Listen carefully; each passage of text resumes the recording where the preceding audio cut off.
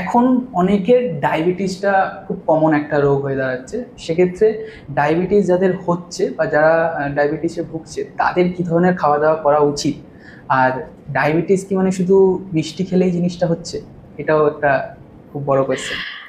Very recent রিসার্চে দেখা যাচ্ছে আমাদের ভারতবর্ষ প্রায় ডায়াবেটিস ক্যাপিটাল হয়ে যাবে, মানে এত পরিমাণে ডায়াবেটিস বাড়ছে।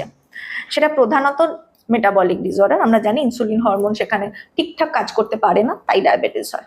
যেগুলো টাইপ 1 ডায়াবেটিস বলবো, সেক্ষেত্রে সেটা জেনেটিক, সেটা তাদের ক্ষেত্রে সেইভাবে ট্রিটমেন্ট হয়। আর যেটা টাইপ 2 ডায়াবেটিস, সেটা প্রধানত আমরা তৈরি করি, আমাদের লাইফস্টাইলে তৈরি হয়, আমাদের ভুল লাইফস্টাইলে ভুল খাওয়া দাওয়ার জন্য তৈরি হয়। তো সেখান থেকে এটা যদি আমরা কারেকশন করতে চাই, প্রথমে 3টে জিনিস আছে।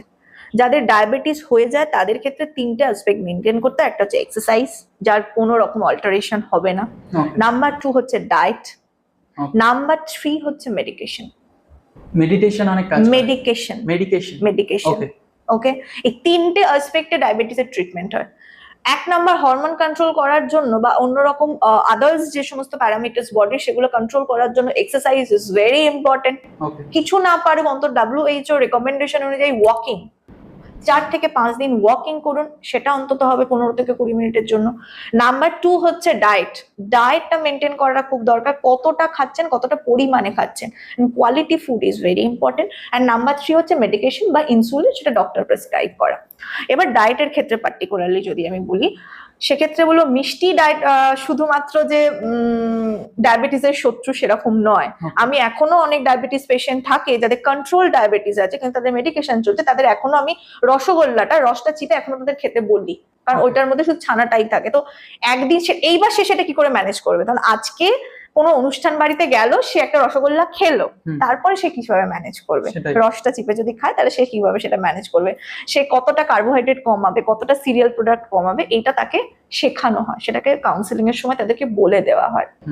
বাট ইন জেনারেল যদি আমরা বলি, শাকসবজি বেশি করে খাবেন, যেটা আমাদের গ্লুকোজ স্পাইককে কমাতে হেল্প করে, নাম্বার 1। নাম্বার 2 হচ্ছে day start with a good protein and good fat, not carbs. Simple carbohydrate, সকালবেলা উঠেই আমি সিম্পল কার্বোহাইড্রেট যেগুলো মিষ্টি জাতীয় জিনিস সেগুলো খাবেন না।